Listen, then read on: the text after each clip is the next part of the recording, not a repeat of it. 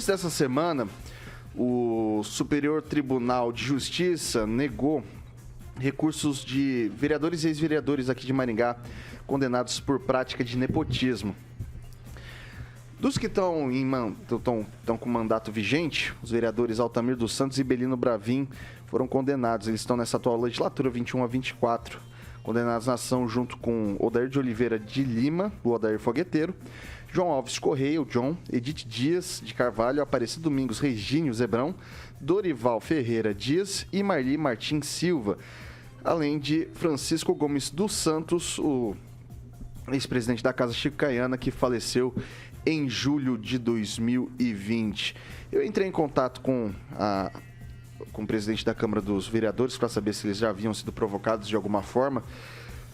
Até o presente momento, nenhuma movimentação nova. Ele disse ainda, inclusive, que o advogado de defesa desses vereadores diz que há recursos a serem feitos, que não vão perder o mandato e tal, e a gente fica nessa. Teve essa decisão. A Câmara ainda não foi provocada, mas o Superior Tribunal de Justiça negou recursos provenientes a esse caso de nepotismo, que já faz bastante tempo. Acho que, salvo engano, em 2006 foram feitas começou esse imbróglio todo. Eu vou começar daí, eu vou pedir vou pela parte técnica do direito com o Calazans. O que a gente pode entender disso daqui, Calazans? Vou começar assim, com uma pergunta objetiva, daí você explica. Vai perder ou não vai perder o mandato?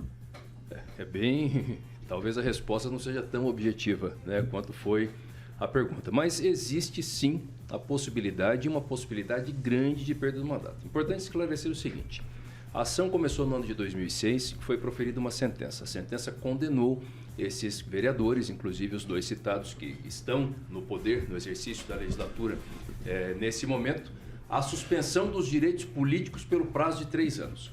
E aí o detalhe, Vitor, é o seguinte: no ano de 2012, houve o julgamento do recurso. O recurso no Tribunal de Justiça manteve a decisão nesse ponto específico. Ou seja, manteve a condenação de todos esses vereadores e daqueles ex-vereadores, entre outras penas, a pena de suspensão dos direitos políticos. Quem determinou a pena, portanto, foi o juiz local, o juiz da comarca de Maringá e o Tribunal de Justiça do Estado do Paraná. A partir daí eles recorreram para o STJ, o processo ficou no STJ até esse momento, tentaram um recurso para o Supremo Tribunal Federal, esse recurso foi negado e agora não cabe mais nenhum recurso. Então, a decisão do Superior Tribunal de Justiça, do STJ, ela não aplicou nenhuma pena, ela tão somente falou sobre a validade ou não da decisão do Tribunal de Justiça, que manteve a pena de suspensão dos direitos políticos a eles. Por que isso é importante? Porque, considerando que essa decisão é de 2012 e naquele momento, em 2012, a lei dizia que para esse ato específico que eles foram condenados, eles tinham essa pena de suspensão dos direitos políticos. Então, vale a decisão da época e a lei da época. Ou seja, aplicando friamente a lei, pelo fato deles estarem com os direitos políticos suspensos, eles devem perder o mandato. Ok. Vou passar para o Edivaldo Magro. Pois é, como a justiça é lenta, né? Nós estamos em 2000, o Bravin, por exemplo, está no 8º mandato. 16 anos depois. Nesse 4 período, mandatos. nesse mandato, 4 mandatos sequenciais ele teve e o processo, de certa forma, andando. No Altamir não teve, não. Não, eu estou dizendo só do Bravin. Se eu falar Altamir, me desculpe, né? Verdade. No caso do Bravin especificamente. Eu acho que o Calazans foi muito assertivo, até porque é a área dele, né? Nós cabemos umas informações assim, acho que umas considerações mais de cunho político, né? De contestar essa demora da Justiça Eleitoral, né? Eu sei que cabe recurso em tudo e você vai naquele processo lento, demorado, e que vai deixando o ré ou o réu nessa situação de insegurança absoluta, né? Se toma decisão, se é o caso, se há argumentações jurídicas, se há uma base legal para extinção do mandato, como me ensinou aqui o doutor Calazans no início do programa, que é exatamente essa expressão. E é exatamente, acho que esse processo, a Justiça informa a mesa diretora, a mesa diretora extingue o mandato e convoca os suplentes. É esse processo. Consta que o suplente seria o Jean Marques, é isso? E outro seria a Vera Lopes, do PSD. Então, há controvérsias disso daí. Exatamente, aí que eu quero chegar. Aliás, essa questão levantada até para o Tiaguinho aqui da produção no início do programa. Haveria um realinhamento, poderia haver um realinhamento dos votos, mudando-se o coeficiente eleitoral e mudando a composição da Câmara, a margem para esse processo, que isso aconteceu na Assembleia Legislativa com a cassação do Francischini, né, delegado. Aí mudou toda a composição. E aí eu faria essa pergunta também, viu, Vitor? Acho que aqui o Calazans poderia nos esclarecer melhor essa questão, se há alguma margem para essa consideração, o Calazans. Eu posso fazer só uma consideração fica à vontade. Anterior. Eu parei para não ficar extenso, né, porque tem muitas questões ainda a serem debatidas. Tem um ponto, Edivaldo, acho que ele é anterior, que é o que a defesa, me parece, tem insistido nisso e não deixa de ter razão. A legislação, a lei de improbidade administrativa, ela mudou no ano de 2021.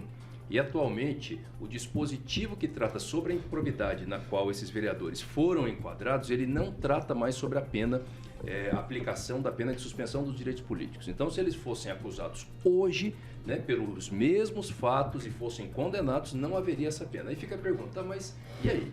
Considerando que a lei atual, ela não fala mais sobre essa pena, então a suspensão dos direitos vai ser aplicada ou não?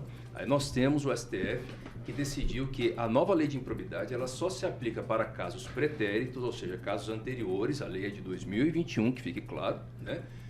Em caso de ação não dolosa, ação culposa. E eu li, agora há pouco, inclusive, o acórdão do Tribunal de Justiça, e eles foram considerados como atitude dolosa. Portanto, aplicando friamente, a gente sabe que o Judiciário ainda pode criar, né, outras teorias, outras teses com relação a esse caso, mas falando friamente sobre a situação, então nesse caso não se aplica a nova lei de improbidade, vai se aplicar a lei da época, porque o acórdão é de 2012, então por isso que possivelmente, sendo declarada a suspensão dos direitos políticos, ninguém com suspensão dos direitos políticos pode exercer um cargo, então aí resta a extinção do mandato, só que depende de um ato da mesa diretora, a mesa diretora tem que declarar. Mas isso daí, acho que a grande dúvida é a seguinte, por exemplo, o Belino Bravinha é do PSD e o Altamir, se eu não me engano, é do Podemos, tá?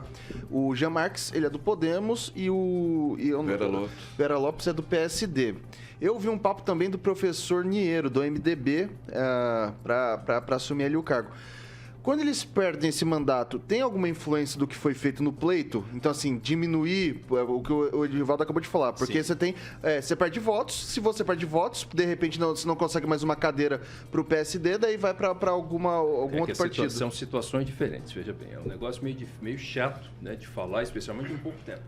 Mas são situações diferentes. O Francischini, ele teve o registro de candidatura negado. Então, o processo ele foi 100% eleitoral. Ele não teve uma condenação por improbidade.